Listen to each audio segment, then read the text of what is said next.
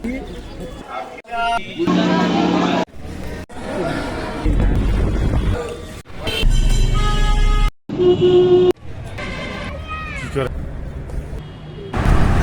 আলাইকুম বন্ধুরা, সবাই কেমন আছেন? আমিও ভালো আছি। এখন আমরা যাচ্ছি হাওড়া ব্রিজে। হাওড়া ব্রিজ কলকাতার একটি সুবিখ্যাত একটি ব্রিজ। এই ব্রিজের বর্তমান নাম রবীন্দ্র সেতু। এই ব্রিজটি হুগলি নদীর উপর অবস্থিত। এটি কলকাতা ও হাওড়া শহরের মধ্যে সংযোগ রক্ষাকারী সেতুর মধ্যে একটি। এই হাওড়া ব্রিজটি সম্পূর্ণভাবে একটি ঝুলন্ত সেতু। এই সেতুটি 1943 সালে অনুমোদিত হয় এবং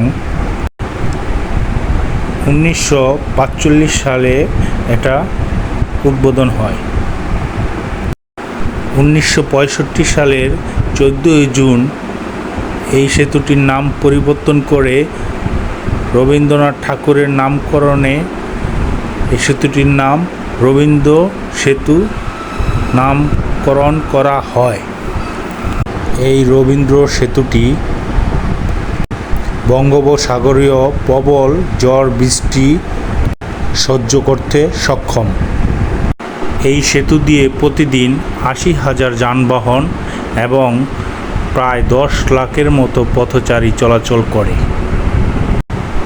এই জাতীয় সেতুগুলোর মধ্যে পৃথিবীতে এই রবীন্দ্র সেতুটি ষষ্ঠ বৃহত্তম। সেই হাওড়া ব্রিজ, ভারতের ঐতিহ্য ব্রিজ হাওড়া ব্রিজ, নাট বল্টু সারা হাওড়া ব্রিজ। এখন আমরা যাব হাওড়া ব্রিজের ওপার, হেঁটে হেঁটে আসবো এপার, তারপরে যাব কালীঘাট, তারপরে যাব রানাঘাট। এবারে ট্যুর নাম্বার 2 হাওড়া ব্রিজ।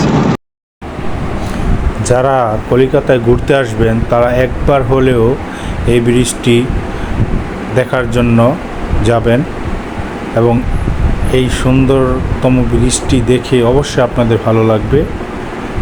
এরকম ব্রিজ বাংলাদেশে নেই বললেই চলে। আজকের মতো এখানেই শেষ করছি। সবাইকে অসংখ্য অসংখ্য ধন্যবাদ। সবাই ভালো থাকবেন। খুদা হাফেজ।